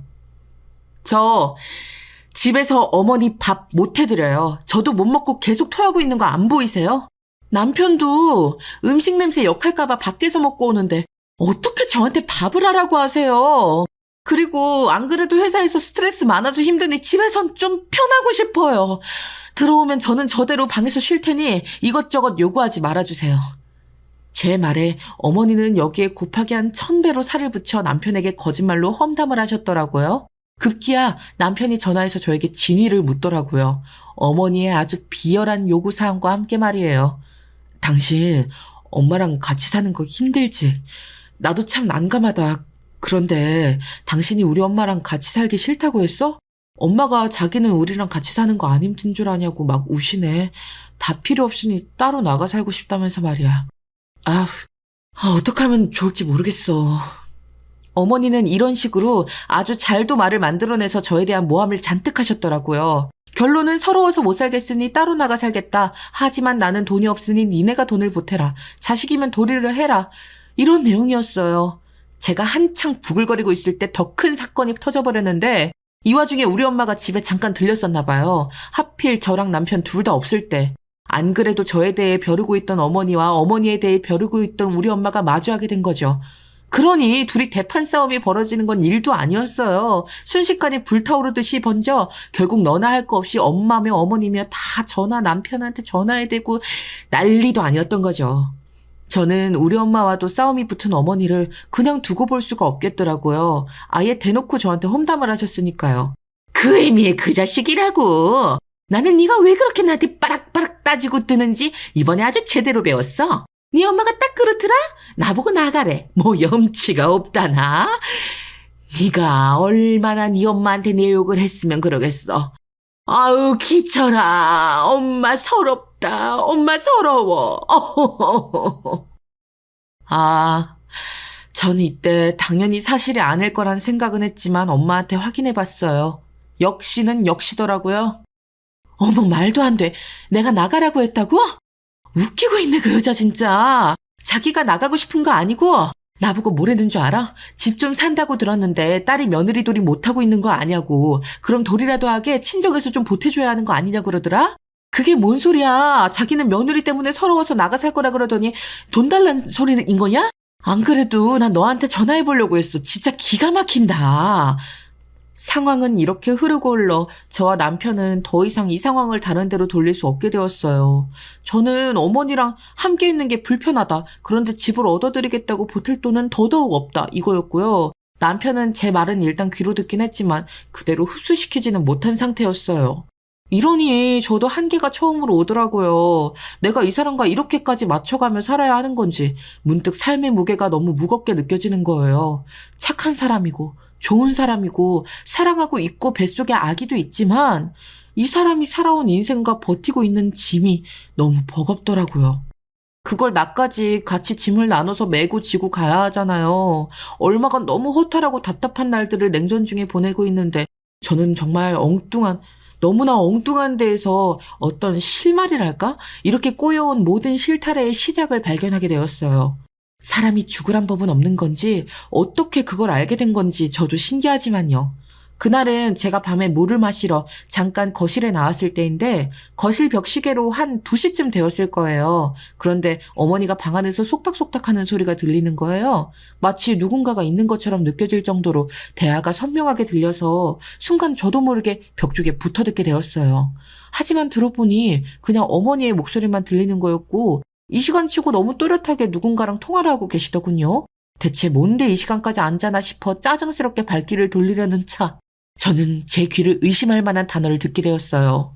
그 새벽 시간에 환갑 좀 넘으신 우리 어머니 입에서 또렷하고 확실하게 자기야라는 말이 흘러나왔던 거예요.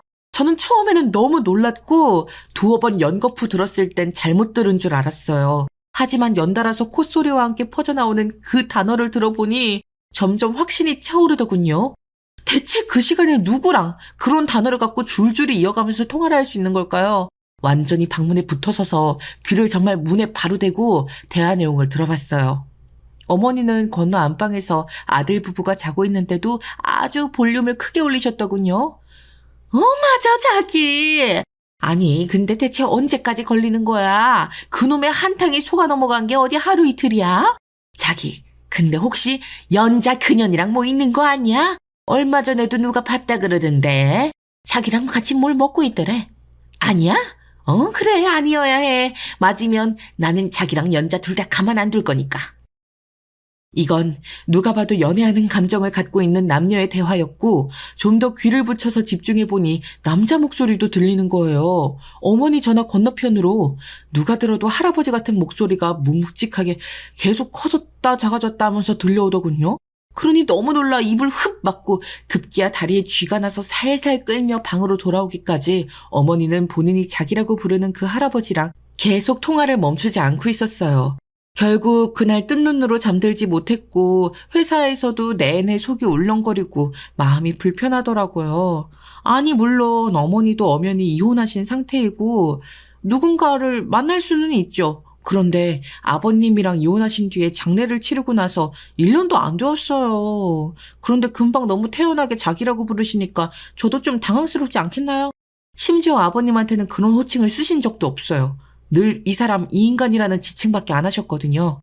혼자 이 사실을 알고 있어야 하니 너무 불편해서 참고 있던 저를 이런 근심거리를 덜어주시려는 건지 어머니는 며칠 뒤 곧장 개방을 해버리셨지 뭐예요. 다름 아닌 그 전화 속 자기의 주인공, 그 연문 많은 먼 할아버지를요. 우리 집에 불러서 떡하니 거실에 같이 앉아 계신 거예요. 그날도 제가 먼저 왔으니 망정이지 남편이랑 동시에 들어왔다면 남편 반응이 어땠을지 상상이 안 가요. 어머니, 이분은 누구세요? 그러자 어머니는 저한테 인사하라면서 이렇게 말을 하시는 거예요. 세상에, 어쩜 사람이 이래요? 인사해. 네 시아버지다. 이제 아버님이라고 불러. 좀 이따 기철이 오면 같이 말할 건데 일단 너부터라도 깍듯이 고쳐 불러들어라. 그러자 그 할아버지도 어머니 옆구리를 짜증스럽게 치면서 뭔 아버님이냐며 화를 내시더라고요. 어머니는 그 반응에 더 열불이 나셨는지 왜 아니냐고 거기서 또 둘이 싸우고 앉아있는데 정말 저 곱게 애를 낳을 순 없는 건가요? 임신한 내내 너무 속 시끄러운 거예요. 대충 물 마시고 안방에 들어와서 생각해보니 어머니랑 그 할아버지는 서로 그렇게 엄청 막역하게 좋아 지내는 사이 같지 않았어요. 그냥 어머니 혼자 일방적으로 매달리는 것 같고 그 할아버지는 약간 귀찮은 일에 꼬인 마냥 앉아있더라고요. 보니까 할아버지가 막 할아버지 느낌은 아니고 키도 크시고 얼굴도 번들번들 하신 게 그 또래분들에게는 여심을 사로잡는 인상이신 것 같았어요. 그러니 어머니가 열을 올리나 싶으면서도 한편으론 참 해괴하고 보기 안 좋았죠. 뻔히 저한테는 아버님이란 존재가 큰데 무슨 다짜고짜 시아버지라고 부르라는 거냐고요. 그리고 얼마 안 가 사건은 크게 터졌고요. 이후 남편이 들어와서 일이 커지고 말았어요. 저도 모르게 슬그머니 잠든 사이 밖에서 목소리가 마구 크게 오가길래 순간 깼거든요. 놀래서 나가보니 남편이 뭐라 화를 내고 있었어요. 엄마, 이건 아니잖아. 무슨 대뜸 이 할아버지. 아니 엄마 말대로 아저씨. 그래 근데 무슨 아버지라고 부르라고? 엄마 이건 말도 안 돼. 내가 싫다는데 왜 그래? 어머니는 걷다 대고 아주 눈 하나 깜짝 안 하고 당연한 걸 요구한다는 듯 말씀하시는 거예요. 내가 나가고 싶다고 했잖아. 니네가 안 된다며. 그럼 나는 니네랑 살아야지. 부모인데 따로 나가서 살기도 못 해줄 거면 같이 모시고 살아야 되는 거 아니야? 그리고 나는 이 사람이랑 같이 살 거야. 그럼 니네도 같이 사는 거지. 그 얘기가 그렇게 어려워? 뭐가 그렇게 어려워? 왜 말귀를 못 알아듣고 몇 번이나 말을 하게 하는 거야? 그러다가 어머니는 이때 방에서 쓱 나온 저를 보시더니 아주 잘 됐다는 듯이 말하시는 거예요. 이것 봐. 나도 참을 만큼 참았어. 쟤한테 무시당하면서 온갖 서름 당하고 죽을 만한 고통을 겪으면서도 참고 견뎠다고. 그러니 나도 하고 싶은 대로 내 인생 좀 즐기면서 살고 싶어. 그런 줄 알고 이제부터 저 안방 좀 비워라. 노인네 둘이 있으려면 저 뒷방은 너무 좁고 아주 승질 나 죽겠어. 니들만 맨날 굴속마냥 들어가서 그러고 있지 말고 노인네 모시고 살 거면 제대로 공경을 하란 말이야. 어머니는 마치 우리가 안방을 쓰는 게 그동안 안 입고 왔다는 듯이 게다가 무슨 서름을 저한테 그렇게 겪으셨다고 죽을 고통을 당했다고 오바를 하시는 건지 무작정 안방 내놓으라는 거예요. 저는 맹세코 여기에 쓴 내용 말고 어머니랑 다른 트러블은 없었어요. 그것도 어렴풋이 남편은 다 알고 있는데 저렇게 거짓말을 서슴없이 하시더라고요. 그러거나 말거나 일단 남편은 무조건 안 된다고 난리를 쳤고 그걸 옆에서 도라르방 마냥 멈춰서 보고 있던 할아버지가 같이 껴드는 거예요. 아이고 우리 옥순 씨가 이렇게 자식들한테 무시당하고 힘들게 사는구먼. 그 아들이 되어서 어머니를 이렇게 힘들게 하면 어떡해요. 내가 도무지 안 나설 수가 없네 진짜. 그러니 땡땡동에 살 때도 돈 한 푼 안 보태주고 힘들게 살게 했지. 그런데 여기서 너무 어이없게 어머니가 참 바보 같은 소리를 하시는 거예요. 아니 문재씨. 그건 자기가 그때 땡땡동 투자한다고 빼달라고 하니까 내가 돈이 없던 거지. 그건 일단 빨리 돌려줘야 하는 돈이에요. 확실히 할 건 확실히 해야지. 아무튼 계속 말해봐요. 그러면서 다시 우리한테 삿대질러를 하려는 것을 남편은 재빨리 낚아채서 다시 물었어요. 잠깐만요. 뭐요? 무슨 돈? 엄마 그 집 나올 때 돈 빼서 이 할배 준 거야? 아니 엄마 돈 없다고 계속 그랬잖아. 말해봐. 뭐야? 할배? 거옥순 씨 아들 말 험하게 하네. 나한테 할배라니 아직도 밖에 나가면 저 여자만큼 젊은 아가씨들이 나한테 줄을 서는데 뭔 소리야? 그러면서 할아버지가 저를 가리키면서 헛소리를 하니 남편은 완전 눈이 돌아버렸어요. 가뜩이나 마음에 안 들어 죽겠는데 정황상 엄마 돈을 뜯어낸 듯하고 게다가 남편의 와이프인 저까지 들먹이며 여자 어쩌고 말하는 상황에 완전히 꼭지가 돌아버린 거예요. 순간적으로 달려든 남편 때문에 거실은 아수라장이 되었고 그 할아버지와 어머니는 같이 엉겨붙어 남편을 떼내려고 하고 난리가 난 거예요. 홀몸도 아니고 안 그래도 몸 무거운 저는 나설 수도 없고 그냥 멀찍이 떨어져서 그만하라고 말하는 수밖에 없었고요. 마침 그날 밖에 비도 오고 있었는데 이게 무슨 비 오는 날에 먼지 날 짓인가요? 아주 어머니는 뭐 하는 짓이냐 제발 그만해라 고래고래 소리 지르며 오열을 하시질 않나. 난장판이었어요. 나중에 겨우 뜯어내어 떨어뜨려졌고 남편은 할아버지를 그냥은 못 넘긴다며 다시 캐물었어요. 할배 똑바로 불어요. 우리 엄마한테 얼마 뜯어갔어. 아니 엄마 다 미치겠다. 우리 엄마 언제부터 만났어요? 이때 어머니는 그렇게 얼마간 저희 집에 있으면서 아니 저를 처음 만난 순간부터 그날까지 그렇게 저한테 당당하게 갑질을 하시더니 이때만큼 당황하고 처절한 얼굴을 본 적이 없었어요. 남편한테 갑자기 막 뭐라고 하시더라고요. 기철아. 너 사람 얼굴 죽사발로 만들어 놓고 뭐 하는 짓이야. 그만해. 그만하고 다음에 얘기해. 문제신 그냥 그만 보내드리자. 남편은 그 손을 뿌리치고 다시 물었어요. 대답하라고 할배. 경찰에 신고할 거야. 빨리 말 안 해? 그 말에 이전보다 약간 주눅이 들어있으면서도 여전히 이글거리는 눈을 하고 그 할아버지가 실토했는데요. 내용이 참으로 처참해서 같이 듣고 있기도 민망할 지경이더군요. 몇 년 됐지? 한 5년 됐나? 옥순 씨랑 그때 종로에서 그렇잖아. 그래 그렇게 됐을 거야.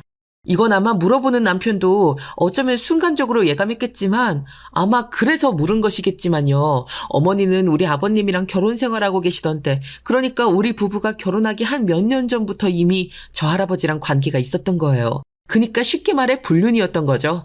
남편은 더 돌아버릴 뭣도 없었던 것 같지만 저는 그가 날아온 내내 그렇게 사람이 화가 난 건 처음 봤어요. 그럴 만한 상황이기도 했지만 막 천장을 보면서 괴성을 내지르는 거예요. 엄마 아버지가 있는데 그래서 그렇게 악을 쓰고 이혼한 거야? 입에 달렸으면 말을 하라고. 아버지랑 살 때 아니야. 아니 진짜 이 할배 움직이지 말고 딱 기다려. 잡아서 쳐넣기 전에. 그보다 엄마 진짜 환장하겠네. 어머니는 중간에 껴서 이러지도 저러지도 못하고 너무 그냥 실성한 사람처럼 입을 벌리고 있는 거예요. 저 멍청한 할아버지는 우리 남편한테 된통 당하고는 계속 긴장해서 움찔거리고요. 일단은 할배 일어서요. 꺼져. 당신은 나중에 처리할 거야. 두고 보자고. 그러면서 남편은 마른 세수를 하더니 빨리 나가라고 손짓을 했어요. 그 와중에 할아버지는 어깨가 푹 처져서는 계속 뭐라고 꿍얼거리며 변명을 하더라고요. 이러다 정말 큰일 날 것 같아서 제가 빨리 나가라고 했어요. 헌데 그 와중에 어머니가 말리고 또 난리가 난 거예요. 정말 속 터지더라고요. 어딜 가요, 문제씨. 있어봐요. 잘 설명하면 되니까. 잠깐만요. 내가 애들 야단을 칠 테니까. 이때 정말 우렁찬 천둥 소리 마냥 남편의 피 맺힌 소리가 공기를 쫙 갈랐어요. 엄마, 제발. 정말 기절 초풍할 만큼 큰 소리였어요. 새삼 남자 목소리가 이렇게 집채만큼 컸다는 걸 실감했네요. 놀래서 그러지 말라고 말했지만 남편 귀에는 들리지 않는 듯 했어요. 게다가 그보다 더 놀라웠던 건 남편 눈가 주변이 번쩍번쩍한 게 눈물 같은 게 맺혀있는 것 같더라고요. 엄마, 그만 좀 하라고. 이게 뭔 짓이야. 엄마는 입이 10개라도 할 말이 없어. 뭐라고? 이러고 있는 난리에 그 할배는 순식간에 문 열고 도망쳐버렸고 어머니는 뒤따라서 신발을 허둥지둥 신고 쫓아가려고 하더군요. 그러다가 순간적으로 뭐가 멈칫했는지 다시 남편 쪽으로 몸을 돌려서는 눈을 부릅뜨시는 거예요. 그러면서 남편 등을 팍팍 소리가 나도록 건드려가며 원망을 하시지 뭐예요. 이놈, 나쁜 놈, 새끼가 돼서 애미한테 이게 뭐하는 짓이야. 이놈, 뭐하는 거냐고. 이러면서 어머니는 되려 본인 아들한테 마구 저주를 쏟아붓는 거예요. 본인 입으로 자기가 낳아놓은 새끼인 아들보다 젖같 허접한 남자한테 빠져서 그 남자를 자기 걸로 못 붙들어 놓은 게 화가 나셨나 봐요. 남편은 눈을 감고 부르르 떨며 가만히 서 있는데 도저히 제가 옆에서 더 말을 걸 만한 분위기가 아니라서 그냥 보고 있었어요. 남편은 다시 획 몸을 돌려 어머니를 보더니 이렇게 말하는 거예요. 엄마, 지금 내 말 잘 들어. 엄마, 있잖아. 근데 이때 남편 표정이란 너무 참담하고 슬퍼 보여 저도 모르게 헉 하고 울음이 올라왔어요. 마치 전쟁터에서 이제 막 죽기 직전에 군인 같은 얼굴을 하고 있었으니까요. 그 순간에 남편의 마음을 상상도 못하겠더라고요. 속이 얼마나 문드러져 썩었으면 저런 표정이 되어버린 걸까요? 엄마, 우리 이제 그만하자. 엄마랑 나 이제 보면 안 될 것 같아.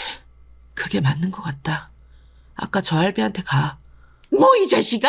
네가 흠씬 죽사발을 만들어서 쫓아낼 땐 언제고? 그니까 가라고! 쫓아가라고! 그러고 남편은 마구 어머니를 문 밖으로 밀어내는 거예요. 그러면서 정말 믿을 수 없는 말을 내뱉었어요. 숨죽여서 옆에서 듣고 있는 제 가슴이 다 찢어질 것 같더라고요. 엄마가 나랑 아버지 버리고 갔잖아. 근데 다시 왔지. 엄마, 안 와도 됐어. 계속 엄만 안 왔어야 했어. 오지마, 이제는. 2번 다시 오지마. 그러고 끝내 밀어내서 밖으로 내보내고 문을 닫더니 잠궈버리더군요. 어머니 역시 당황하고 놀란 얼굴로 밀려나 문을 계속해서 두드리고 또 쾅쾅 발로 차대는데 끝끝내 남편은 문을 열지 않았어요. 그대로 발을 슥슥 끌면서 안방으로 들어가더니 침대에 퍽 하고 쓰러져 눕는 소리가 들리더라고요. 어머니는 거의 1시간 가까이 문을 두들겨 대시다가 사라진 것 같았어요. 그날 잠을 못 이뤘던 건 남편이나 저나 마찬가지일 거예요. 아마 어머니도 그러셨을 것 같고요. 저와 남편, 어머니가 셋이 잠깐 같이 지내는 그 위태로운 일상 속에 이처럼 끔찍하게 마주해버린 현실이란 그냥 모두가 너무나 불행해질 수밖에 없었던 것 같아요.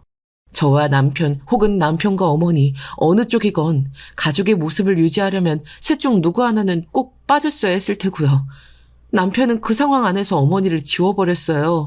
그 이유는 저를 위해서라기보다는 본인 자신을 위해서였고요. 그리고 돌아가신 아버님, 일생을 아내에게 상처받고 홀로 자식을 지켜냈던 아버님을 떠올렸을 때 남편은 더더욱 그런 선택을 할 수밖에 없었나 봐요.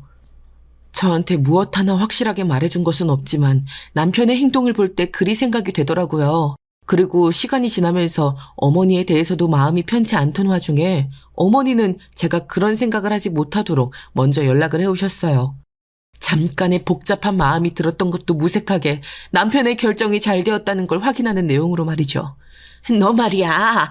기철이 좀 잘 설득해봐라. 아니 그 나쁜 놈이 새끼가 엄마가 데려간 아저씨를 그따위로 만들고 엄마도 쫓아냈잖아. 걔 정신병 있나 봐. 어떻게 좀 해야 될 것 같아. 지 아빠 먼저 보내고 정신이 어떻게 된 것 같아. 네가 말하면 될 것 같아.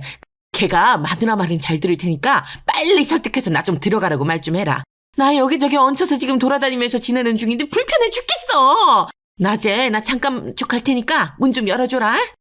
저는 정말 머리가 어질어질한 걸 느끼고 조심스레 말씀을 드렸어요. 곤란하다는 식으로 말했는데 절대 들을 생각이 없으시더라고요. 와중에 이런 얘기까지 하시는 거예요. 진짜 너까지 왜 그러냐 정말 짜증나게. 그리고 나 돈 똑 떨어졌어. 가진 것도 없이 핸드폰만 주워들고 나와서 친구네 집에 있는 것도 하루 이틀이야. 일단은 네가 한 100만 원만 좀 보내봐. 나도 사람 구실해야지. 기철이한테는 비밀로 하고 어떻게든 돈 좀 보내줘봐. 여기서 화가 빡 올라온 저는 잠깐 생각을 하다가 다시 말했어요. 암만 생각해도 이렇게 전달하길 잘한 것 같더라고요. 그렇게 당당하게 요구에 대던 어머니가 완전 말문이 막히셨으니까요. 어머니, 저는 그럴 생각이 없어요. 제가 어머니 아들이 좋아서 결혼한 건 맞지만 그렇기에 더 어머니 말씀을 들어드릴 수 없어요. 어머니가 낳아주신 건 맞지만 아들을 어쩜 이렇게 곤란하고 괴롭게 만드세요? 이 사람 어머니 그러고 보내드리고 난 뒤 밥도 잘 못 먹고 너무 괴로워해요. 아들을 이렇게 고통스럽게 만들어 놓으시고 어떻게 돈 빌려달라. 다시 들어가겠다는 말씀을 아무렇지 않게 하세요. 이 사람 좋아서 결혼했기 때문에 더더욱 어머니 뜻을 들어드릴 수 없어요. 기철 씨가 너무 불쌍해서 안 되겠어요. 이제 어머니 연락에 다 만드릴 거예요. 안녕히 계세요. 그렇게 말한 뒤 모든 걸 차단했어요. 이 뒤로 어머니가 뭔가 더 찾아와서 난리치실까 긴장했지만 우리 집에 찾아온다든지 뭐 다른 번호로 걸려온다든지 그런 건 없더라고요. 정말 급하고 간절했다면 자기 아들한테 연락할 길은 열려 있으니 그리로 하면 될 거고요. 이후로 우리는 무더운히 지내면서 아이도 잘 출산했고요. 남편은 아이를 만나게 된 이후 새로운 인생이 열렸다면서 거기에만 집중하고 싶어 하더군요. 우리 쪽 친정어른들은 남편이 너무 짠하다고 하고 저도 비슷한 생각이에요. 이후로 조금의 흔적도 인기척도 느껴지지 않는 어머니의 존재감이란 남편에게 부정적인 영향을 끼치지는 않을 것 같네요. 아무쪼록 우리 새로운 가족의 출발을 응원해 주셨으면 감사드리겠습니다.